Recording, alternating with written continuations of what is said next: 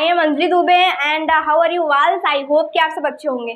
तो दोस्तों हमारा पार्ट 1 भी क्लियर हो चुका है, यानी कि विकास। पार्ट 2 भी क्लियर हो चुका है, भारतीय अर्थव्यवस्था के क्षेत्र।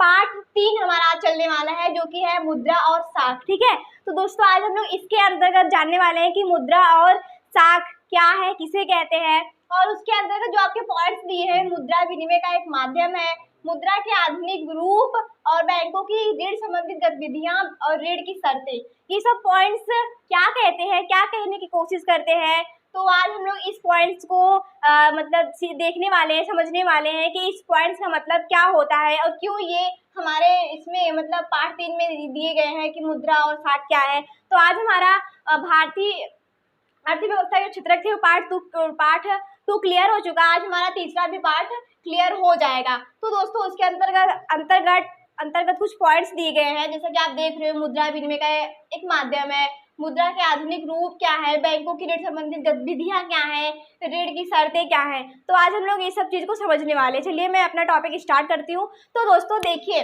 जैसा कि यहाँ आपको दिख रहा है पॉइंट नंबर 1 में, पहले आप ये समझिए कि ये यहाँ जो मुद्रा लिखा है और साख लिखा है इसका मतलब क्या हुआ। ठीक है, यहाँ जो आप देख रहे हो, यहाँ पे लिखा है मुद्रा और साख। पहले इसको आप समझिए, क्योंकि ये लेसन देखिए जो राइटर होता है ना, वो लेसन के रूप में सारी बातें व्यक्त कर चुका है, बट हमें उसे समझने की देरी है बस। तो हम यहाँ समझते हैं कि मुद्रा और साख क्या है। तो देखिए दोस्तों, मुद्रा का मतलब हो गया रुपया यानी कि पैसा, और साख यानी करेंसी, जो नोट्स होते हैं। ठीक है, जो नोट होते हैं। तो बस यही हुआ मुद्रा और साख। तो आज हम लोग इसके बारे में देखने वाले हैं कि मुद्रा और साख क्या है। तो देखिए यहाँ पे जैसा कि आपके पॉइंट नंबर 1 में दिया है विनिमय। तो सबसे पहले आप ये समझिए कि मुद्रा विनिमय का एक माध्यम है। तो यहाँ विनिमय का मतलब क्या हुआ। ठीक है, यहाँ विनिमय का अर्थ क्या है, विनिमय।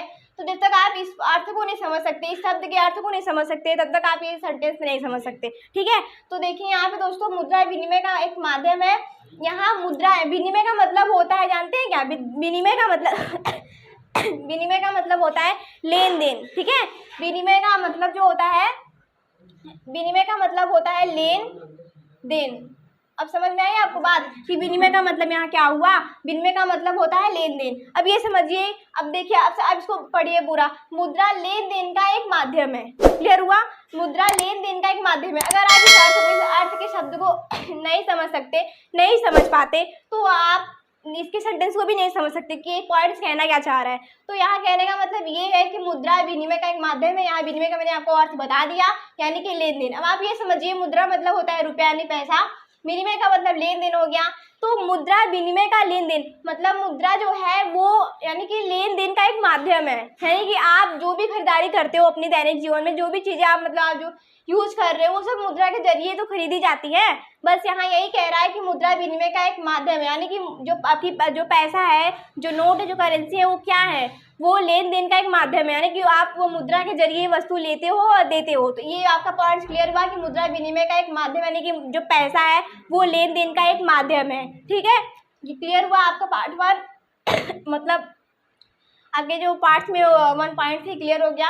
अब देखिए जो दूसरा पॉइंट है, यानी कि आपको जो पॉइंट नंबर 2 है, वो क्या कह रहा है, मुद्रा के आधुनिक रूप।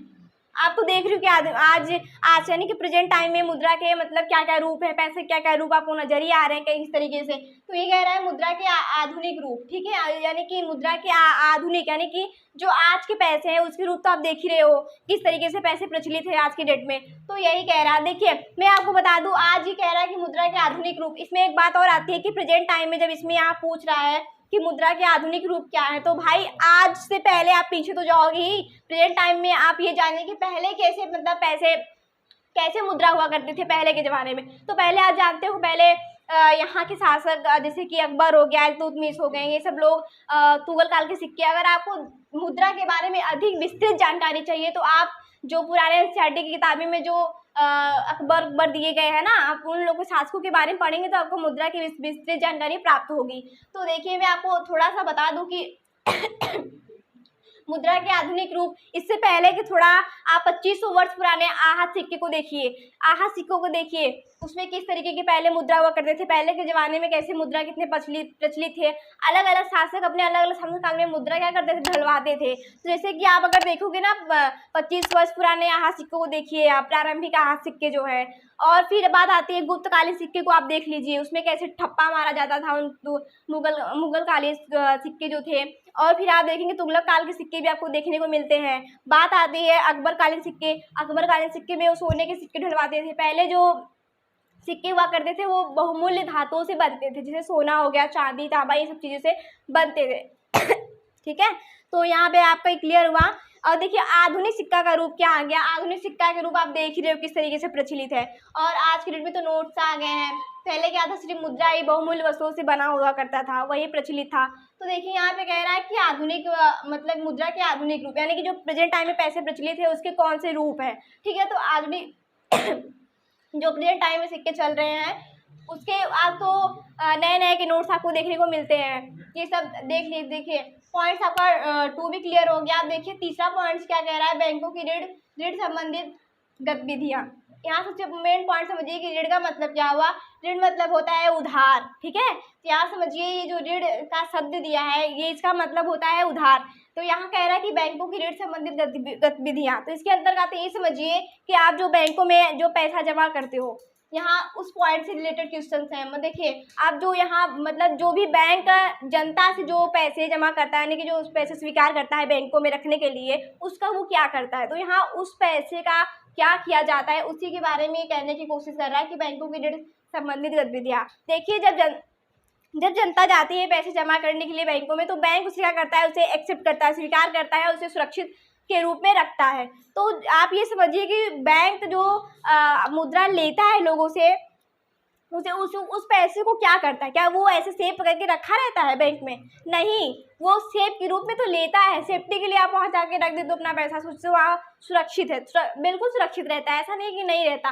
तो मैं यहाँ कहने का मतलब ये कि बैंकों की ऋण संबंधित गतिविधियाँ, तो इसके अंतर्गत आपको यही पढ़ने को मिलेगा कि जिस तरीके से जनता जाती है वहाँ अपना पैसा सुरक्षित के रूप में रखती है, तो उस पैसे को क्या करती है उस पैसों को क्या करती है, क्या वो पैसे ऐसे रखे रहते हैं बैंकों में, नहीं, उस पैसों को क्या करती है बैंक जनता से जो धन खाता जमा में स्वीकार करते हैं उसका क्या करते हैं। मैंने आपको क्वेश्चन कहा, ये क्वेश्चन आपके दिए गए हैं कि बैंक जो पैसा जनता से लेता है उसको क्या करता है।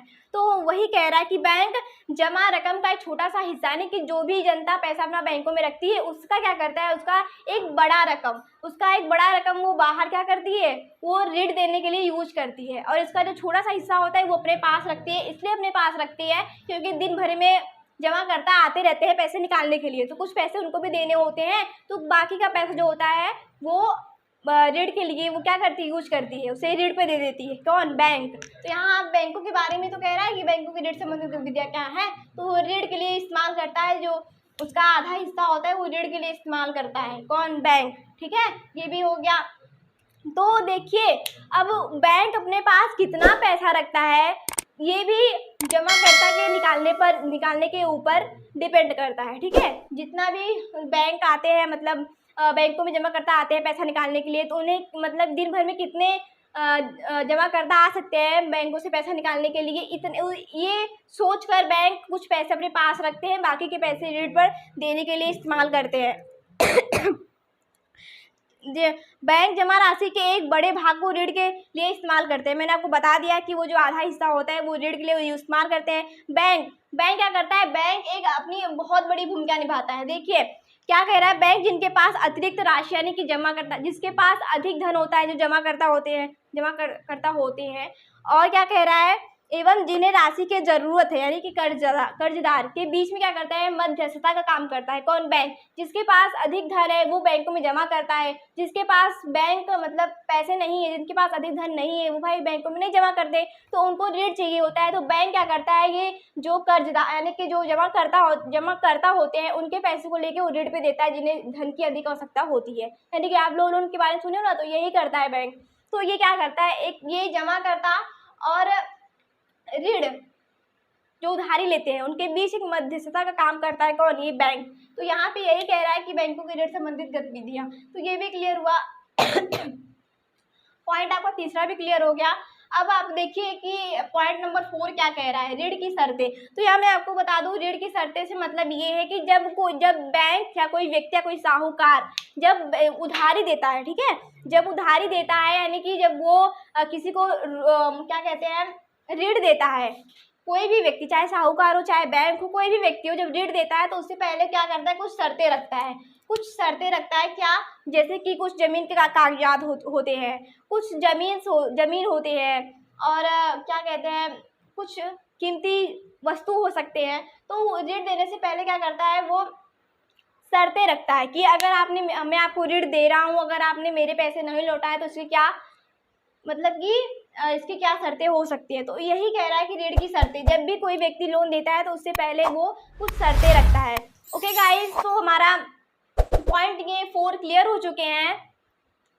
चलिए अच्छा मैं आप 5वां पॉइंट्स देख लेते हैं कि आपका जो पॉइंट नंबर 5 है वो ये भारत में औपचारिक क्षेत्र में साख, ठीक है। तो उसके अंतर्गत ये समझिए कि औपचारिक का मतलब क्या हुआ। तो आपके जो ऋण होते हैं वो 2 वर्गों में बांटे जाते हैं, ठीक है। आपका जो ऋण होता है वो 2 वर्गों में डिवाइड रहता है। तो एक होता है औपचारिक और एक होता है अनौपचारिक। इसी में आपका जो ऋण है वो 2 वर्गों में बांटा जाता है, एक होता है औपचारिक और दूसरा होता है अनौपचारिक। तो वही देखिए, औपचारिक में आपके बैंक और सहकारी समितियां से लिए गए कर्ज आते हैं। आपके जो औपचारिक क्षेत्र है, आपके ऋण दो वर्गों में बांटे गए हैं। तो पहला होता है औपचारिक और दूसरा होता है अनौपचारिक। तो आप देखिए औपचारिक में कौन कौन सी चीजें आ सकती हैं, जैसे बैंक और सहकारी समितियां। इसके अंतर्गत क्या है, बैंक और सहकारी समितियां से लिए गए कर्ज आते हैं, किसमें, औपचारिक में। और अनौपचारिक में साहूकार आते हैं, व्यापारिक आते हैं, मालिक आते हैं, दोस्त होते हैं, रिश्तेदार, ये सब लोग आपके अनौपचारिक में आते हैं। तो ये हुआ आपका औपचारिक और अनौपचारिक। आप समझ गए कि औपचारिक का मतलब क्या हुआ और अनौपचारिक का मतलब क्या हुआ। देखिए, भारतीय रिजर्व बैंक ऋणों के औपचारिक स्रोतों की कार्य प्रणाली पर नजर रखता है। आपकी अब आपको ये समझिए, जो आपका क्या है, ये औपचारिक जो क्षेत्र है, इस पर औपचारिक क्षेत्रों पे क्या है, जो भारतीय रिजर्व बैंक जो है वो इस पे औपचारिक में क्या करता है, अपनी नजर बनाए रखता है। भारतीय रिजर्व बैंक जो है वो औपचारिक क्षेत्रों में अपनी नजर बनाए रखता है। क्या करता है वो, इसके जो स्रोत है ना, इन सब पर अपनी कार्यप्रणाली, इन सब की कार्यप्रणाली अपनी नजर बनाए रखता है। कौन, भारतीय रिजर्व बैंक। देखिए, आरबीआई नजर रखता है कि बैंक वास्तव में नगद शेष बनाए हुए है या नहीं। आरबीआई इसकी देखरेख करता है औपचारिक क्षेत्रों का, ठीक है। यहाँ देखिए आपकी जो, मैं बता दूं आपका जो भारतीय रिजर्व बैंक है ना, उसकी स्थापना 1 अप्रैल 1935 को की गई। भारतीय रिजर्व बैंक की स्थापना 1 अप्रैल 1935 को की गई थी। ओके दोस्तों, आपका जो पार्ट नंबर 3 था वो भी, यानी कि मुद्रा और साख, वो भी क्लियर हो गया दोस्तों। अगर आपको पार्ट 1, पार्ट 2 और 3 से अगर रिलेटेड कोई क्वेश्चंस नहीं समझ में आ रहे हो तो आप पूछ सकते हो। Okay guys, thank you very much. आपका तीसरा पार्ट भी क्लियर हुआ। फिर मिलेंगे नेक्स्ट वीडियो में।